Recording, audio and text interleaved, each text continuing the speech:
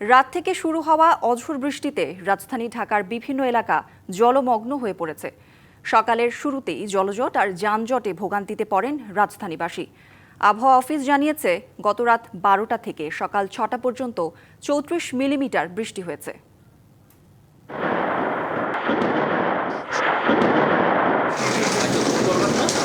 রাত থেকে অঝোর ধারায় বৃষ্টি, সঙ্গে বজ্রপাত। আর এই বৃষ্টিতে রাজধানীর বিভিন্ন এলাকার সড়ক জলমগ্ন হয়ে পড়ে। রাজধানীর মতিঝিল, আরামবাগ, রামপুরা, বাড্ডা, ধানমন্ডি ও মোহাম্মদপুর, মিরপুর, নিউ মার্কেট সহ বিভিন্ন এলাকার অলিগলিতে তৈরি হয় জলাবদ্ধতা। এতে ভোগান্তিতে পড়েন সাধারণ মানুষ। গাড়ি না পেয়ে অনেকেই হাঁটু পানি মারিয়ে গন্তব্যে রওনা দেন। জ্যাম লেগে গেছে, পানির কারণে অনেক সময় আমরা আটকে যাই। তো এই জন্য আমাদের এই সমস্যা, অনেক সমস্যাই তৈরি হয়ে যায়। এটা অপরিকল্পিত ব্যবস্থার কারণে এই অবস্থা, আজকে এই দুর্ভোগটা হচ্ছে আর কি। সাত সকালে যারা ঘর থেকে বের হন তাদের বেশি ভোগান্তিতে পড়তে হয়। সকালে গাড়ি নিয়ে যাচ্ছিলাম, তখন এতটাই বৃষ্টি হচ্ছিল, সামনের গ্লাসটা দেখাই যাচ্ছিল না যে সামনে কি আছে, অনেক বৃষ্টি ছিল। এদিকে আবহাওয়া অধিদপ্তর জানিয়েছে, গত রাত 12টা থেকে সকাল 6টা পর্যন্ত রাজধানীতে 34 মিলিমিটার বৃষ্টি হয়েছে। 2 দিনের ব্যবধানে বঙ্গোপসাগরে 2টি লঘুচাপ সৃষ্টি হতে পারে। ঢাকাতে কিন্তু বৃষ্টিপাত হয়েছে 40 মিলিমিটার, যেটা গত 24 ঘন্টা। আগামী 24 ঘন্টা পরে বৃষ্টিপাতের প্রবণতাটা আরো কমে যাবে। এবং ঢাকাতে কিন্তু ইতিমধ্যে বৃষ্টিপাত কিন্তু কমে গেছে, আর ওই রকম ভারী বৃষ্টিপাতের আশঙ্কা আপাতত আর নেই। আগামী কয়েকদিনে বৃষ্টি কমে আসবে বলেও জানান আবহাওয়াবিদ। অজিত সরকার, ডিবিসি নিউজ, ঢাকা। রাত থেকে শুরু হওয়া অঝোর বৃষ্টিতে রাজধানী ঢাকার বিভিন্ন এলাকা জলমগ্ন হয়ে পড়েছে।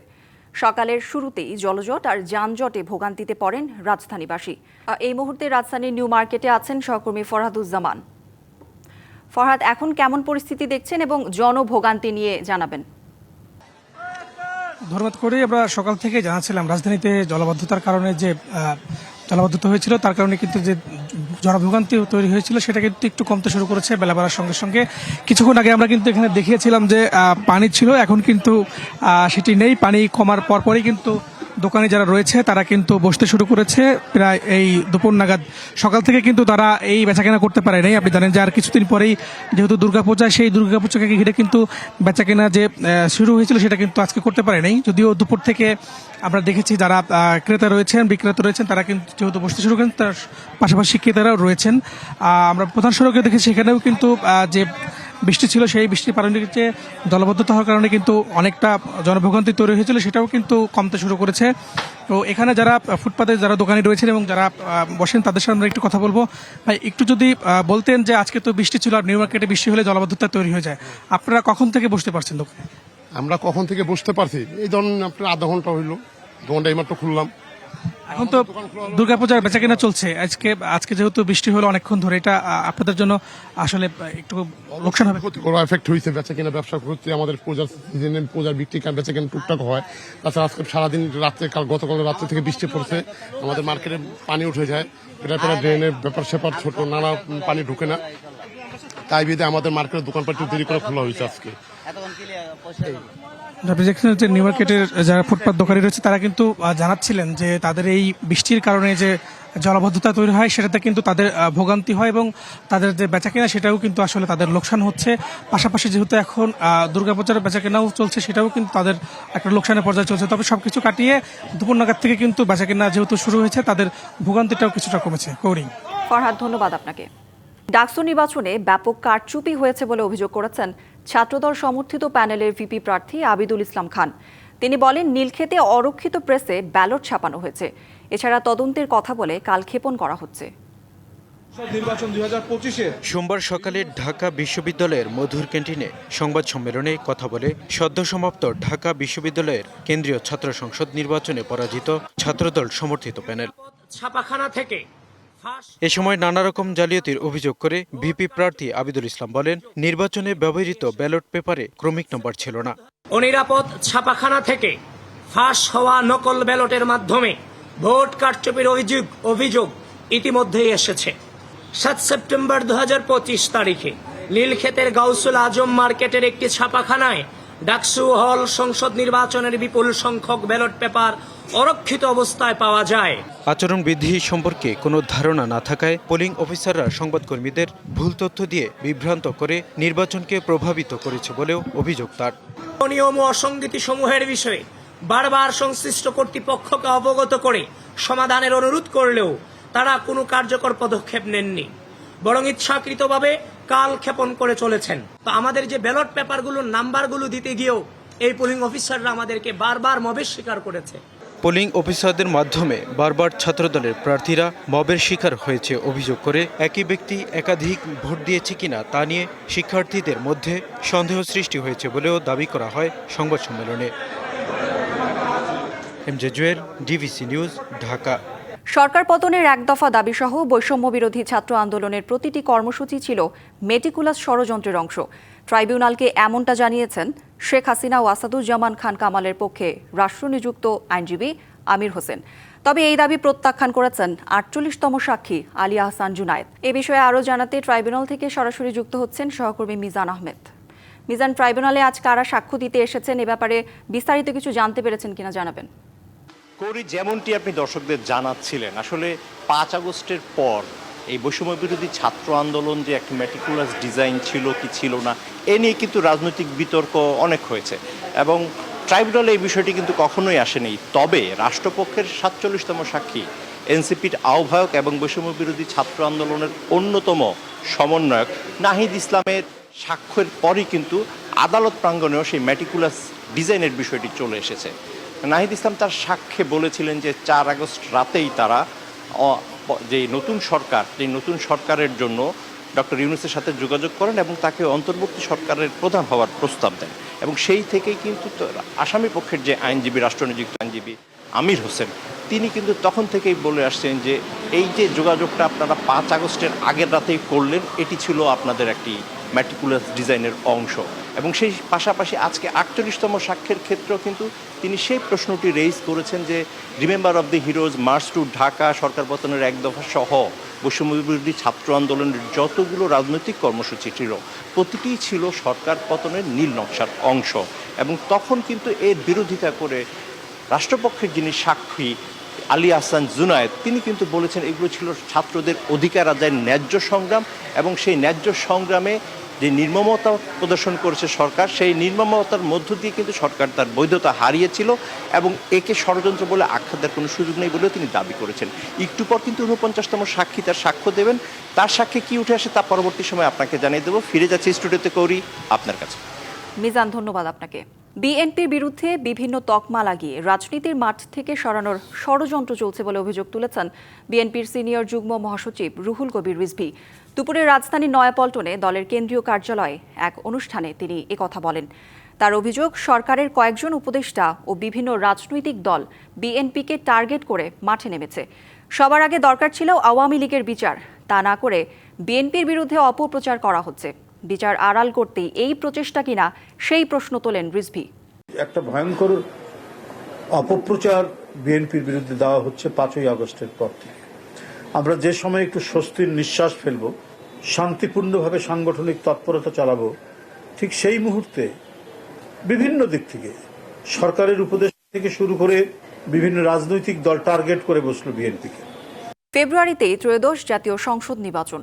সারা দেশ প্রস্তুত হচ্ছে একটি অবাধ, সুষ্ঠু ও গ্রহণযোগ্য নির্বাচনের জন্য। কি ভাবছে সাধারণ মানুষ থেকে শুরু করে আগামীর জনপ্রতিনিধিরা, সে কথা জানাতে ডিবিসি নিউজের ইলেকশন এক্সপ্রেস ছুটে যাচ্ছে সবগুলো সংসদীয় আসনে। আজ সারাদিন আছে সংসদীয় আসন ২২ রংপুর ৪-এ। স্বাগত জানাচ্ছি সিএসআরএম ডিবিসি ইলেকশন এক্সপ্রেসে। তিস্তা বেষ্টিত কাউনিয়া পীরগাছা উপজেলা এবং হারাগাছ পৌরসভা নিয়ে গঠিত রংপুর ৪ আসন। এই আসনটিতে মোট ভোটার প্রায় ৫.৫ লাখ। ত্রয়োদশ জাতীয় সংসদ নির্বাচনকে কেন্দ্র করে এরই মধ্যে প্রচারণা গণসংযোগে সরগরম হয়ে উঠেছে এলাকা। ভোটকেন্দ্রিক আলোচনাও চলছে চায়ের দোকান থেকে শুরু করে বাজারঘাট সর্বত্র। এই মুহূর্তে আমাদের সাথে যুক্ত হয়েছেন বাংলাদেশ ইসলামী আন্দোলন বাংলাদেশের রংপুর জেলা শাখার সাংগঠনিক সম্পাদক মাওলানা জাহিদ হোসেন। কথা বলবো তার সাথে। স্বাগত আপনাকে। আমরা জানি জাতীয় সংসদ নির্বাচন একেবারে ঘনিয়ে এসেছে, আপনার দলও আপনাকে মনোনীত করেছে, প্রচারণা শুরু করেছেন। মানুষজনের কাছে কি নিয়ে যাচ্ছেন এবং মানুষজনই বা কি বলছেন? জি, মানুষজনের কাছে আমরা যাচ্ছি আমাদের দলের নীতি আদর্শ এটা প্রচারের জন্য, ইসলাম দেশ ও মানবতার কল্যাণে আমরা রাষ্ট্র ক্ষমতায় গেলে কি করব এটা জানানোর জন্য মানুষের কাছে যাচ্ছি। আলহামদুলিল্লাহ যাদের কাছে যাচ্ছি খুব ভালো রেসপন্স পাচ্ছি। মূলত 24 পূর্ববর্তী যে সময়, সেই সময়টাতে ইসলামী দল, ইসলামী ব্যক্তিত্ব এই কার্যকলাপগুলোকে কোণঠাসা করে রাখা হয়েছিল।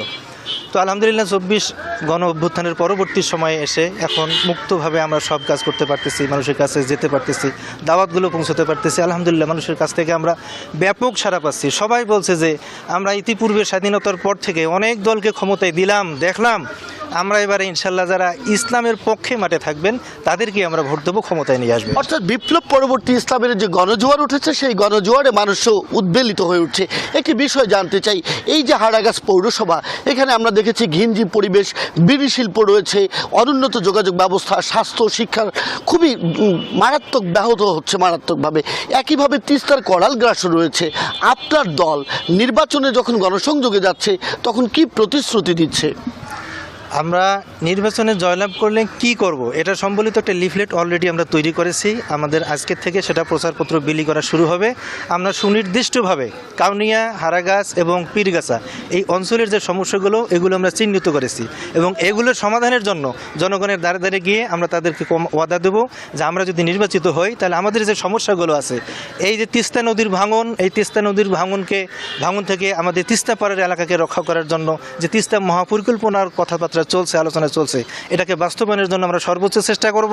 এরপর যদি কোনো কারণে সেটা বিলম্বিত হয় তাহলে সরকারি অর্থায়নে তিস্তার ভাঙন রোধ করার জন্য যা করার দরকার আমরা সেটা করার চেষ্টা করবো ইনশাআল্লাহ। বিপ্লবের পর আমরা জন আকাঙ্ক্ষা মানুষের সেগুলো নিয়ে আন্দোলন সংগ্রামে আপনাদেরকে আমরা দেখিনি কেন? এই যে মানুষের যে জন আকাঙ্ক্ষা বা জনগুরুত্বপূর্ণ বিষয়গুলো নিয়ে কেন ইসলামী আন্দোলন বাংলাদেশ আওয়াজ তুলছে না, এবং তারা যদি আওয়াজ নাই তুলে মানুষ কেন তাদের গ্রহণ করবে? বিপ্লবের আগের কথা বললেন না পরের কথা বললেন? বিপ্লব পরবর্তী সময়ে আসলে আপনি যে কথাটা বললেন আমি আপনার সঙ্গে কিছুটা দ্বিমত পোষণ করতেছি। বিপ্লব পরবর্তী সময়টাতে ইসলামী আন্দোলন বাংলাদেশ যতটা মাঠে ছিল, অন্যান্য দল আমার মনে হয় যে ইসলামী আন্দোলন বাংলাদেশ কোনোভাবেই তাদের সে কম মাঠে ছিল না। আপনারা দেখেছেন যেহেতু আপনারা সংবাদ মাধ্যমে কাজ করেন, দেখবেন যে যখন বিপ্লব পরবর্তী সময়ে সারা বাংলাদেশের বিভিন্ন রাজনৈতিক দলগুলো লুটপাতে ব্যস্ত ছিল, তারা সন্ত্রাসে লিপ্ত ছিল, চাঁদাবাজিতে লিপ্ত ছিল, আমরা কিন্তু ঠিক সেই সময়টাতে সংখ্যালঘুদের বাড়ি পাহারা দিয়েছিলাম। আমরা কিন্তু সেই সময়টাতে রাস্তায় দাঁড়িয়ে ট্রাফিকের কাজ করেছিলাম। আমরা কিন্তু সেই সময়টাতে মানুষের নিরাপত্তা দেওয়ার জন্য আমরা কাজ করেছিলাম, রাত জেগে পাহারা দিয়েছিলাম। তাহলে কিভাবে বলতে পারেন আমরা মাঠে ছিলাম না এবং মানুষ আমাদেরকে গ্রহণ করবে না? আমরা যতটা মানুষের সাথে সম্পৃক্ত আছি, মানুষের পাশে আছি, আমরা বিশ্বাস করি যে মানুষ আমাদেরকে অবশ্যই সমর্থন করবে, সামনের দিনে তারা আমাদেরকে সমর্থন করবেন। এই আসনে আমরা দেখেছি অতীতে কখনোই কোনো ইসলামিক দল এই আসন থেকে নির্বাচিত হয়নি। আগামী নির্বাচনে কেন মানুষ আপনাদেরকে বিশ্বাস করবে, কেন ভোট দিয়ে নির্বাচিত করবে সেটি জানতে চাই। একই সাথে জানতে চাই ভোটের মাঠে আপনার দল যদি জোটে অংশগ্রহণ করে তাহলে আপনাদের অবস্থান কি হবে? আপনার প্রথম প্রশ্ন, তার উত্তর হলো 1991 সালের পর থেকে বাংলাদেশে যে নির্বাচনগুলো হয়েছে সেখানে দেখা যায় যে প্রথম দুইটা নির্বাচনে এই আসনে জাতীয় পার্টি ছিল, কিন্তু 2008 সাল থেকে 2024 সাল পর্যন্ত যে 3টি প্রহসনের নির্বাচন হয়েছিল সেখানে কিন্তু মূলত এটাকে নির্বাচন বলা যায় না, এটাকে বলা হয় যে দলীয় মেকানিজমের মাধ্যমে আওয়ামী লীগ যেভাবে তাদের আসন নেওয়া দরকার তারা সেভাবে নিয়েছে। তারা উন্নয়নের কোনো ছোঁয়াই আমাদের কাউনিয়া পীরগাছায় দিতে পারে নাই। আমরা মানুষের কাছে যাচ্ছি এই কথাটা বলতেছি যে আমরা মানুষকে ধোঁকা দিব না। আমরা মানুষের সামনে যে কথাগুলো এখন বলতেছি, মসজিদের মেম্বর থেকে আমরা যেভাবে সত্য কথাগুলো, ভোটে আপনাদের দল জোটে গেলে আপনাদের অবস্থান কি হবে? ভোটে যদি নির্বাচনকালীন কোনো সমঝোতা হয়, আসন ভিত্তিক সমঝোতা যদি হয়, তাহলে আমাদের দল কেন্দ্রীয়ভাবে যে সিদ্ধান্ত দেবে সেটাতে আমরা সন্তুষ্ট থাকবো ইনশাআল্লাহ। অনেক ধন্যবাদ আমাদেরকে সময় দেওয়ার জন্য। CSRM DBC ইলেকশন এক্সপ্রেস এরপর বিকেল 5টায় যুক্ত হবে পীরগাছা উপজেলা বিএনপির সাথে, জানবে ভোট কেন্দ্রিক বিএনপির প্রতিশ্রুতির কথা। থাকুন CSRM DBC ইলেকশন এক্সপ্রেসের সাথে। নারী ওয়ানডে বিশ্বকাপের আগে অফিসিয়াল ফটো সেশন হয়েছে বাংলাদেশ দলের। প্রস্তুতির ঘাটতি থাকলেও ম্যাচ বাই ম্যাচ এগোতে চায় টাইগ্রেসরা, জানিয়েছেন অধিনায়ক নিগার সুলতানা জ্যোতি। বড় দলগুলোর সাথে পার্থক্য থাকলেও সামর্থ্য অনুযায়ী লড়াই করার প্রত্যয় নারীদের। বিশ্বকাপে বড় স্বপ্ন না দেখিয়ে পাকিস্তান ও শ্রীলঙ্কাকে হারানো প্রাথমিক লক্ষ্য, জানান head coach Sarwar Imran. Ideal হয়নি হয়তোবা, বাট স্টিল বাংলাদেশে যত ধরনের ফ্যাসিলিটিস আছে আমি যেটা মনে করি সব ধরনের ফ্যাসিলিটিস আমরা 100 মানে বলবো শতভাগ দিয়ে আমরা চেষ্টা করছি সেগুলো নেওয়ার জন্য। যেটা হয়নি আসলে সেটা নিয়ে আমরা চিন্তা করতেছি না, যেগুলো আমরা যেভাবে আমরা প্রিপেয়ার হয়েছে আমার কাছে মনে হয় প্লেয়ারও তাদের শতভাগ দেওয়ার চেষ্টা করছে। টার্গেটটা হলো ম্যাচ বাই ম্যাচ খেলা এবং ভালো খেলা। আমাদের সাথে 2টা ম্যাচ আছে যেহেতু 50-50 চান্স আছে আমাদের হলো পাকিস্তান এবং শ্রীলঙ্কা। এছাড়া অন্যান্য টিমের সাথেও কাউকে আমরা বড় করে দেখছি না, আমরা আমাদের 100% চেষ্টা করব।